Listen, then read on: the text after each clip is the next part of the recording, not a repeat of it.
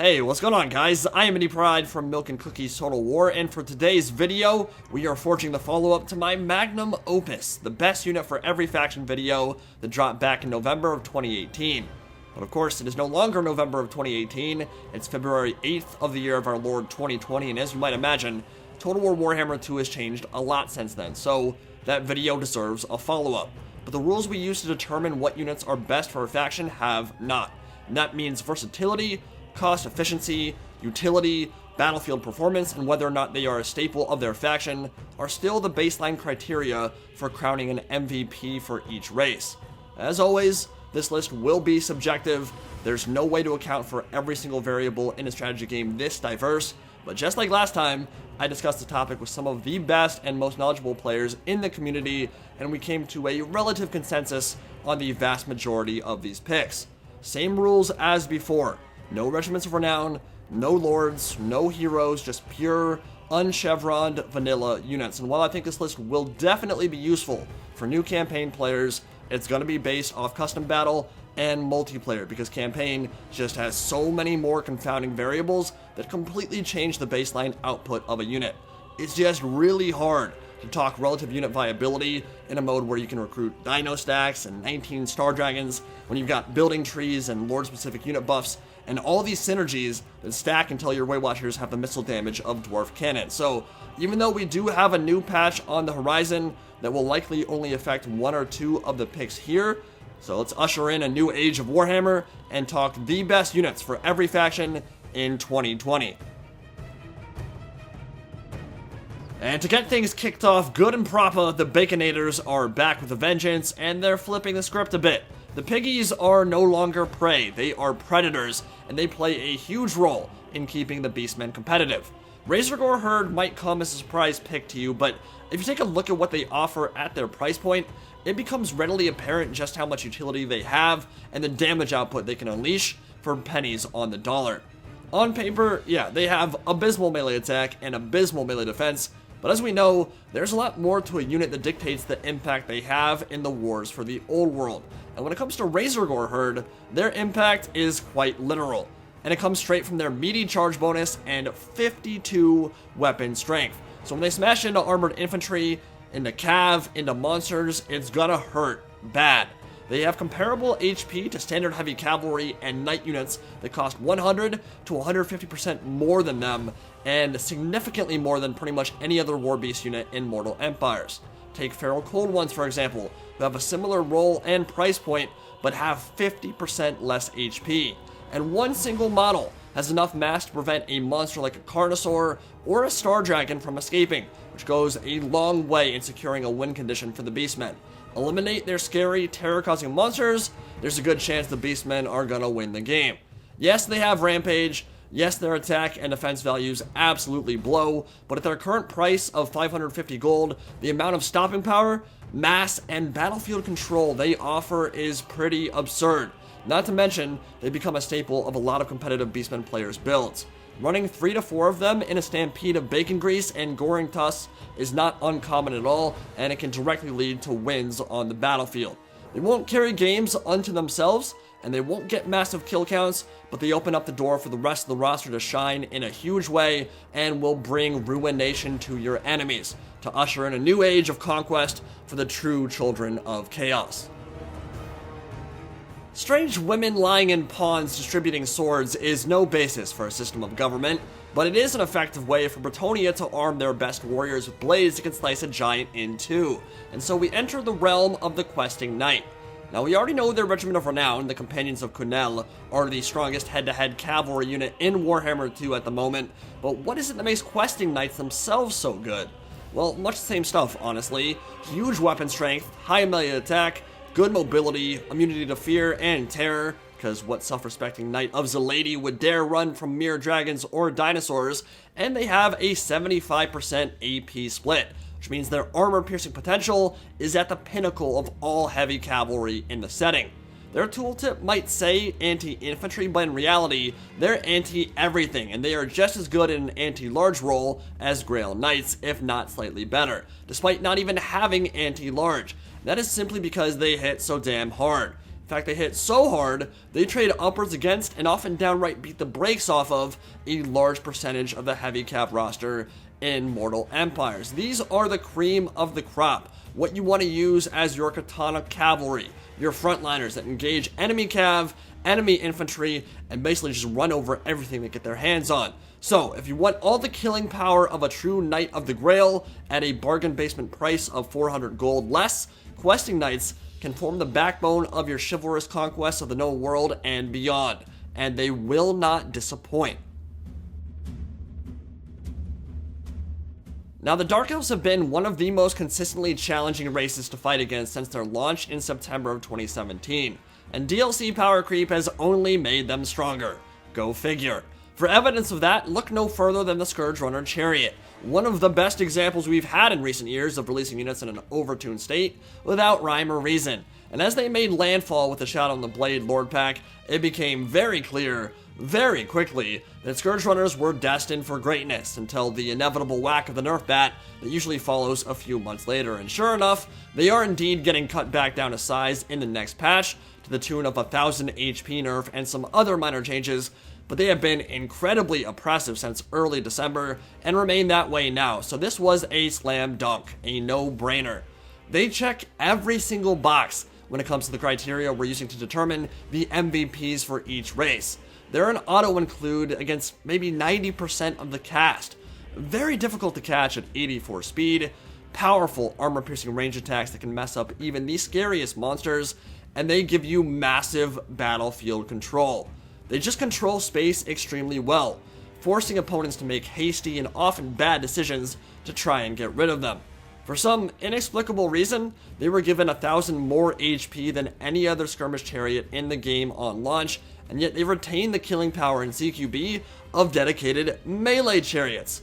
Take the Ithlamar chariot for the High Elves, for example. A dedicated melee chariot that has 300 less HP than an effectively uncatchable skirmish chariot that can also dumpster you from range. Their introduction completely nullified the existence of Cold One chariots too. Like, there's no point in even bringing them now. They do all the same things and a hell of a lot more for 150 less gold. In a vacuum by itself, Scourge Runners aren't so bad. You can effectively ignore a single one, but in packs of 2 or 3 or 4, where they usually roll deep that way, they become a force multiplier with very little, if any, weakness whatsoever. And at 950 Warhammer bucks are just oppressively versatile and cost efficient. There is no facet of their game that is lacking, and until their well-deserved incoming nerf, they will continue to terrorize the tundra of Nagaroth and beyond as not just the best Dark Elf unit, but almost certainly a top 5 unit in the game overall. About 8,000 years ago, the thick toad of the stars, Lord Mazdamundi, farted and brought upon the dwarfs the time of woes. The everlasting realm fell into ruin, and the Dawi Mountain Empire was sundered forever. But as they seek to reclaim it from the Skaven and the Greenskins and reconnect lost holds, Iron Drake Trollhammer torpedoes will be at the tip of the spear. We know it well at this point, but the biggest weakness the dwarves have faced since their inception, really, is getting run over by chariots and monsters. Their ability to deal with those threats has never been greater, with Gyrocopter Brimstone guns getting bonus versus large, slows from Rune of Wrath and Ruin, and numerous other tools, but Trollhammer torpedoes have risen as the premier option when it comes to quickly deleting high-value units from the battlefield. They do about 2,500 damage per volley, which means they will outright kill an ancient Stegodon in 3 volleys. They're effectively immune to fire damage, are highly resistant to magic, are basically unbreakable, and have 125 armor. So when you combine that with the fact that they're a very small unit with decent defensive stats, surrounded by layer after layer of armor-piercing infantry, it becomes incredibly difficult to shut them down, and enemies will often overcommit their troops in doing so, leaving them at the mercy of slows and a plethora of anti-large and AP options. Their burst damage against dinos, monsters, cavalry, and chariots is second to none, and because these are typically the most effective units for pooping on your armies, Trollhammers fit well in the majority of builds against the majority of factions, because they will delete those threats outright. And they have Beard Armor, a unit of walking tanks with harpoon grenade launchers. What's not to love there? They look awesome, they feel awesome, and they are really fun to play with. But honestly, I think there are good arguments to be made here for cannons and brimstone gun gyrocopters as well. But right now, I think Trollhammer Torpedoes are perhaps the most impressive unit in the Dawi roster. Moving on to the Empire of Man, the bird is the word as Demigryph Knights enter the fray. And the last time we did this back in November of 2018, it was the Halberd variant that took the top spot. But that has been usurped by their brothers in arms with lances, which might seem a little counterintuitive, but there's a good reason for it. The biggest issue the Empire has is in dealing with enemy infantry. Dealing with the large targets and monsters isn't such a problem. They have Karl Franz on Deathclaw, they have cannons, they have handguns, tons of AP ranged, and they have the Royal Altdorf Griffites. Where they lose most often is in the infantry grind, and the best unit they have to counter this threat, while still dealing with cav and monsters too, are Demigryph Knights with lances, who at this point are basically Horde ones before their nerf. Their stat line is stupid good, and when you give them 2 chevrons of veterancy to get them to the same cost as the Halberd version at 1500, they have 8 more melee attack, 8 more melee defense, higher weapon strength, and better charge bonus as well. They're just a better unit in every facet but for killing single entity monsters, and people are starting to realize that. You're seeing less Halberd demi-blobs and more lance demis for their increased versatility and cost efficiency overall. Now with the Empire, it's important to remember this is a combined arms faction from top to bottom. There is no single unit that is designed to carry them to the end zone like Greg Jennings on a broken leg. Every unit except War Wagons has a purpose, and they are all designed as a piece of a puzzle, not the whole pie, to a much larger degree than many other factions. With that said, Demigryphs will continue to be the closest unit in their roster to breaking that mold, because they are the only unit whose design doesn't really fit that theme overall. They do compete for the top cav award in Mortal Empires, which is why a lot of players didn't love their inclusion in 8th edition, because a premier heavy cav unit in their own weight class as Monstrous Cavalry doesn't match up so well with a race that's meant to be a jack-of-all-trades, master-of-none type faction. This is a heavy puncher in an already insanely versatile roster. I love their aesthetics, I love their playstyle, I love Monstrous Cavalry in general, and their performance over the last 4 years has certainly earned them the top slot for the Empire. And just as I stated a year and a half ago, black is still the new green. Black Orcs, the big boys from the slave pits of Tsar Nagrund, are the Greenskins' best unit in the year of Gork and Mork 2020. They are still insanely good, one of the best infantry units in Mortal Empires, period. They do everything. They kill foot troops, they kill cavalry, and they are the main reason enemy factions are scared to invest in a slog on the ground, because they know what happens when the boys are armed to the teeth and their blood is up. They've got 110 armor, a higher AP value than most units have in total weapon strength. They're immune to fear and terror in a faction that is very susceptible to fear and terror, and the synergy they have with Bonewood Staff and Wa means their entire battle line is constantly running around at 68 melee attack, which means it doesn't matter what you throw at them, they're gonna chew it up and spit it right back out. And they've got a massive health pool of over 8,000, which is really rare for an infantry unit of this caliber. Black Orcs are so scary. Entire strategies and army selections are built around avoiding them in combat and trying to counter them, trying desperately to prevent Wa from going off in the first place with spells like Arcane Unforging or Katep's Lichstaff. But if the Greenskin Elite get their hands on you, they are gonna crump you. They will smash you, and they will make you wish you'd never been born. And their ascendance in the future is all but assured as well, because they'll likely get dual wielding and shield variants alongside some buffs to their Lord Grimgor come the Greenskins update in March or April of this year. You'll be seeing them in the meta for a very long time, and for good reason.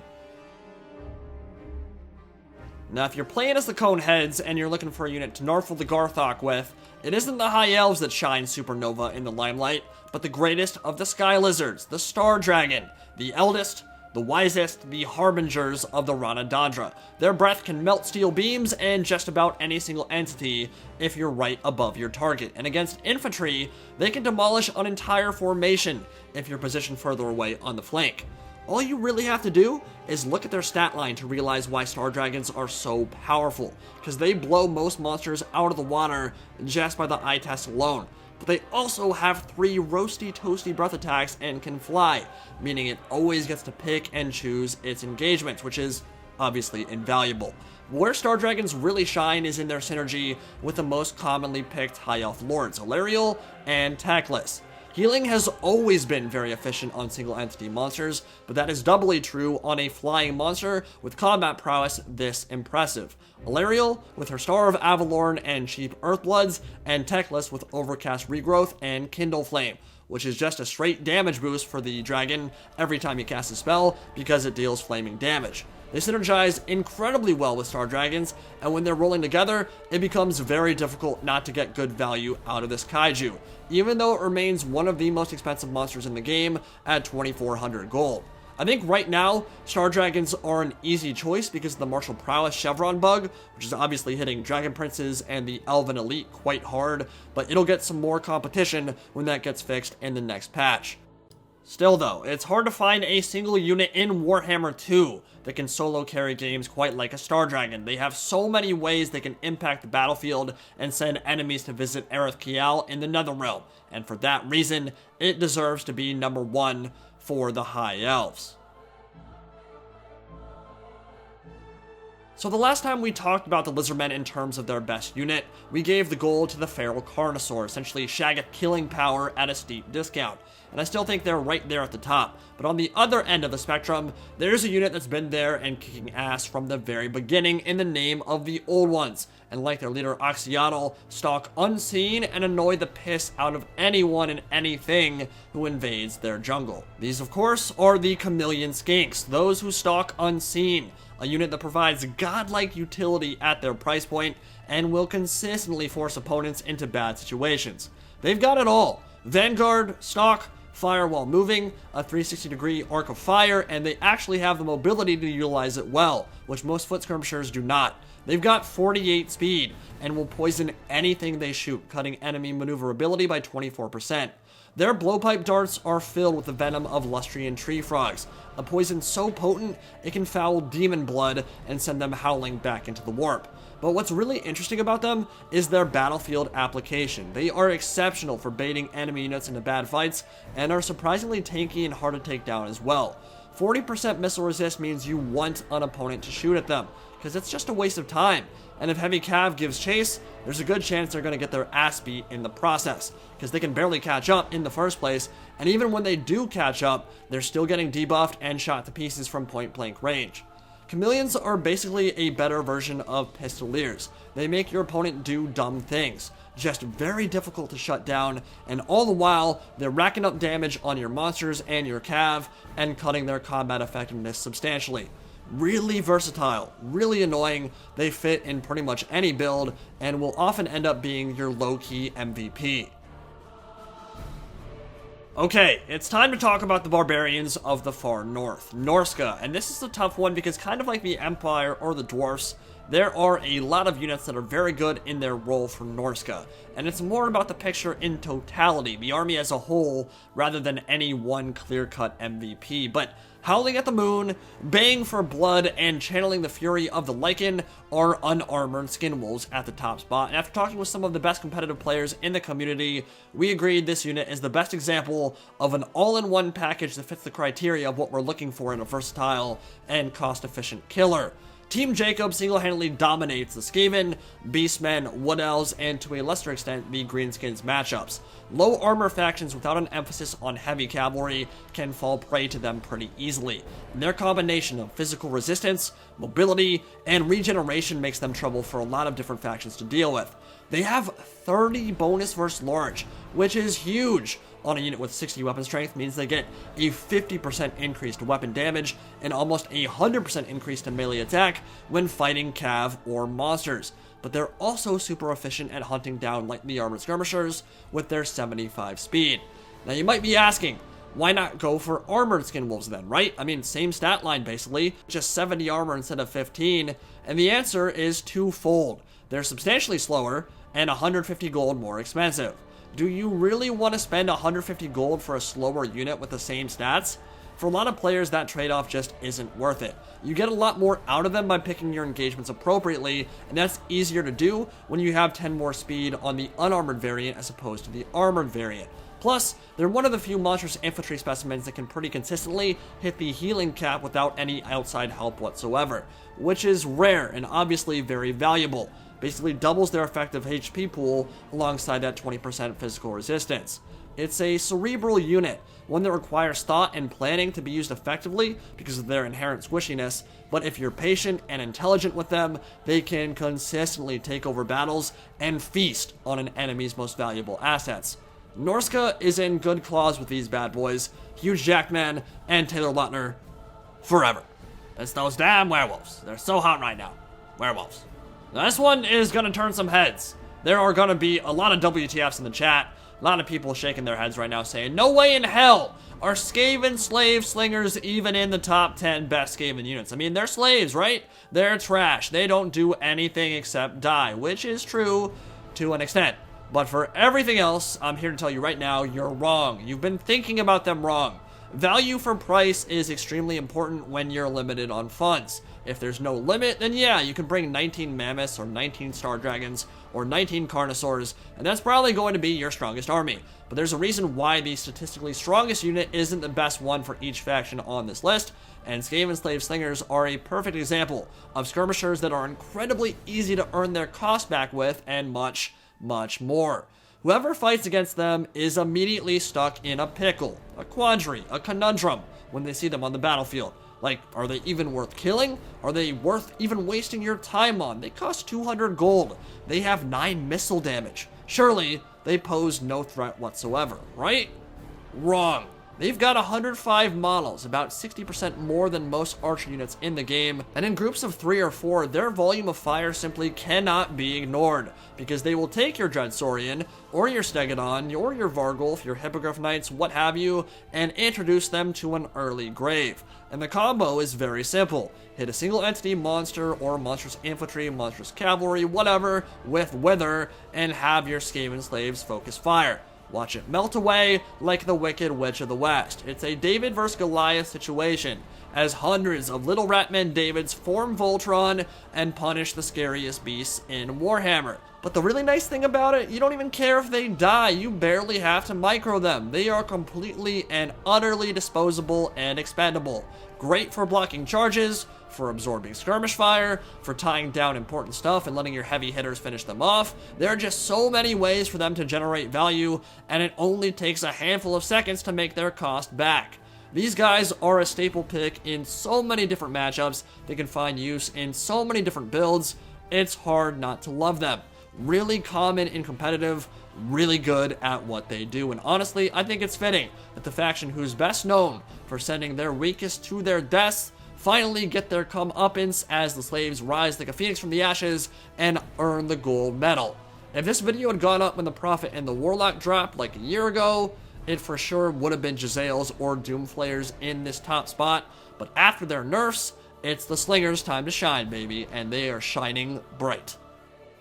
For the mummies of ancient Nehekara, there are plenty of specimens to choose from right at the top of the list, from Tomb Scorpions to Ushabti Greatbows to Khemrian War Sphinxes, but there is one in particular that used to be a meme, but now it's a dream. For Tomb Kings players anyway. For everybody else, it's an unmitigated disaster! A nightmare of carnage and death. That unit is the Roomba of Doom, the Doomba, the Casket of Souls. It got huge buffs in the Shadow and the Blade patch, as in its projectiles got 2.5 times more accurate, larger explosive radius, and better damage potential overall. And perhaps unsurprisingly, as soon as those buffs went into effect, it started hitting like a truck, just flattening stuff left, right, and center. Performing so well, it got quickly nerfed in a hotfix to take its projectiles from 9 down to 7, but still, it remains arguably the most overperforming unit in the Tomb King's arsenal. Blows the anti-infantry DPS of the Chosen of the Gods Ushabti into Kingdom Come, and it is way better against cavalry too. There is one unit archetype in particular that gives Tomb Kings fits: Elite Halberds. Blackguard, Phoenix Guard, Temple Guard, Chosen Halberds, all these guys murder constructs, and even the best Tomb Kings infantry cannot touch them, which is where the Roomba comes in, running over bad guys like Deadpool on a Zamboni. From 440 range, from downtown, cannon range, it will just start deleting elite halberds from the game before they even get close. 5, 10, 15 kills a volley, all on elite troops. It makes its value back stupid quick and will frequently tally over 100 kills on expensive veteran soldiers. And it also buffs your Winds of Magic pool, which is pretty nice. Only way to beat this thing is to hire Brendan Fraser. Now, things are really weird for the Vampire Coast, because since their release in November 2018, they have undergone nerf after nerf after nerf, and are still considered a viable competitive faction, one that can be very difficult to deal with. So that should tell you all you need to know about how busted they were on launch, and make no mistake, they were very busted. We've seen deck dropper handguns nerfed hard, Morghuls lose their terror, HP on all their units get slashed, and still they keep on trucking. But the lost souls that have been there the entire time are still putting the team on their back. And so the number one spot for the Curse of the Black Pearl goes to Zombie Deckhand Polearms. Fear-causing, effectively unbreakable, armor-piercing halberds with 8,000 goddamn HP for 400 gold. Like, what in the ass? Polearm dickhands are ridiculous. And it's not because they'll just outright smash stuff. They obviously will not. They have pathetic melee stats, but this is the frontline unit of every single Vampire Coast army. And what makes them scary is that once you get past the first rank, your units are already tired, on their way to exhausted, and that is when the bite of their halberds is really just going to start being felt hard. Even Chosen and Chaos Warriors and other elites will just get worn down by what should be, by all rights, pure meat shields. But they aren't just pure meat shields. They can actually start hitting hard once stuff gets exhausted. But they've got 27 weapon damage too, majority AP. And it means at their price point, they are uniquely dangerous and should not be underestimated. Could not ask for a better unit to allow your gun lines and your cannons the time they need to explode enemy armies. Incredibly efficient meat shield. They trade upwards against pretty much any infantry in the game, which means they are cost effective, they hit hard, relatively speaking, and for their price, they're just godlike. Now is the reign of the dickhand mob. They're coming for your booty. And for their cousins of the von Karstein bloodline, the vampire counts of Sylvania are on the other end of the spectrum. Rather than go cheap, the breadwinners of this bunch are all expensive, top tier units through and through. Blood Knights would have been my pick again, but for the fact that the Chevron bug still exists right now and eliminates their frenzy immediately upon gaining veterancy, so they lose +8 melee attack. So even though that will be fixed relatively soon, right now I think the best vampire counts unit is the Terrorgeist, the bad bats from the dark corners of the old world. One of the biggest issues the counts have as a race is in their inability to deal with large armored enemies. I say that in quotes because it's not impossible for them to deal with those. It can just be a struggle sometimes. Even unarmored ones can sometimes give them fits. The mammoths, the giants, the stegodons, carnosaurs, and dreadsaurians can all be potentially problematic, and they can be challenging to shut down if you don't bring Terrorgeist, because this is the only unit on the roster that provides a strong anti-large armor-piercing presence. And yeah, on paper, their stat line kinda sucks until you look at that poison and the 35 bonus versus large. And then you realize how good they can be as a regenning flying duelist with all that speed. This is one of the first monsters you should think of when you think of the phrase gooning, because that is what they do. That is their only role, really. They goon out enemy casters, lords, and monsters, but they are exceptional in that role, and that's the only reason they are needed. Well, that and the terror that's inherent in their name. I mean, yeah, they'll lose to plenty of monsters in a 1v1 fight. They'll get absolutely pooped on by something like a Shaggoth in prolonged melee, but that is not how you use Terrorgeists. You don't leave them in sustained combat. You cycle charge, you heal, you circle, you use their shriek that can absolutely shrek single entities, and you wait for the perfect moment to strike. Terrorgeists are a huge reason why the Vampire Counts vs Chaos matchup has historically been so difficult for Chaos, because before the Archaon buffs, Kolek and a Shaggoth squad would have to dive in to kill the Mortis engine, and then the Terrorgeist would get rear charges off and just start feasting. Good micro on these belligerent bats can single-handedly win you games. Just remember, they are meant to be kept moving and benefiting from their regen and invocations of Nehek. Leave them frozen in blocks of infantry or cav, and they will crumble quickly away. And that is the biggest mistake new players make with them. Don't leave them in sustained combat. Cycle charge, and they will kick some serious ass. The Ruinous Pantheon is second to last this time, and for that slot we have saved arguably the best monster overall in Total War Warhammer 2. There are a few contenders for sure, but Dragon Ogre Shaggoths for the Warriors of Chaos are insane. There's no better way to put it. 30 bonus versus large means 82 melee attack and almost 500 weapon strength against cav and monsters. They have 25% missile resist, which combined with the range of motion on their animations and their 76 speed means shooting them is often highly ineffective. We've talked about that before, the importance of animations in this game. Attack intervals, how they change a unit's hitbox, and whether they can get you stuck in or pull you out of combat to safety all play a large but unquantifiable role in unit performance, and they play a big role for Shaggus as well, animations do, who seem to be very good at staggering enemy monsters, for dodging volleys of arrows, for moving around and just causing mayhem wherever their tread carries them. And they can take on pretty much any heavy hitter in a 1v1 duel and come out on top, which is exactly what you want in this type of battlefield role. If a Star Dragon decides to land in your face and just sits there on the ground, a Shaggoth will take it to Pound Town.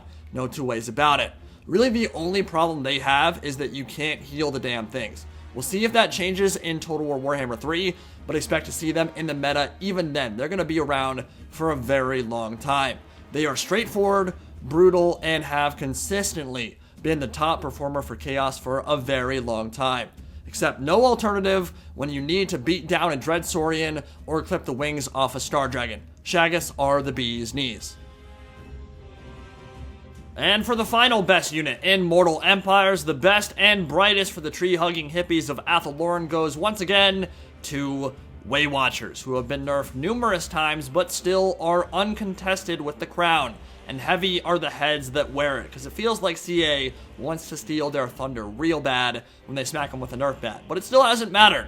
Way Watchers counter everything in the game. They channel their inner Carillion, the spirit of Legolas of the Woodland Realm, to find the chinks in their enemy's armor, and by that I mean they basically ignore armor completely. More than 3/4 of their missile damage is AP. So they don't care if you're a steam tank or a Dreadsaurian with flesh to stone, whether you have 150 armor or 40, if you're an ancient Stegodon or a big Carnosaur, what have you, their focus fire will bring it down, bring it down, bring it down, and they will bring it down quick. You'd be hard pressed to find a better win condition in the entirety of Total War Warhammer 2. If you keep them alive and they use all their ammunition, provided you aren't shooting at stupid stuff like 300 gold chaff, you just win. They do so much damage. If you fire at logical targets and keep them alive to do so, you just win. They have 190 range, making them the highest range archer unit in the game. They're the most accurate archer. They have the best calibration area, very high projectile speed, and stock. They're the complete package, straight up killing machines from downtown. Assassins from the Mist, whose opening volleys will frequently provide the Wood Elves with a serious power spike right at the start of a match, because your opponent has no idea they're even on the field till they fire. So well-timed Prey of Anathrema net and 3 or 4 volleys of Waywatcher fire means something is super dead on the other end. I don't see another unit taking the top spot for the Azrai anytime soon. Waywatchers are just super good. And that's it.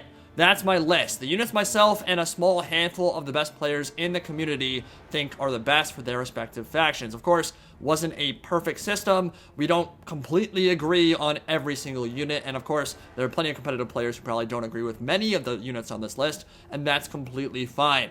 But that is my list, the best unit for every faction in Total War Warhammer 2 2020.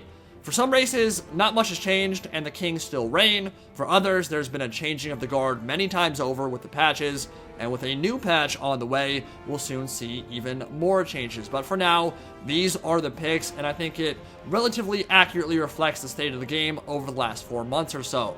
Definitely curious to hear what you guys have to say. I'm quite sure there will be at least a handful some of you will disagree with, maybe a lot of the list. But like I've said in the past, these are always relatively subjective. There are some races that don't really have a true standout right now, and others that have a bunch of standout units that could easily take the place of the ones that made it in today.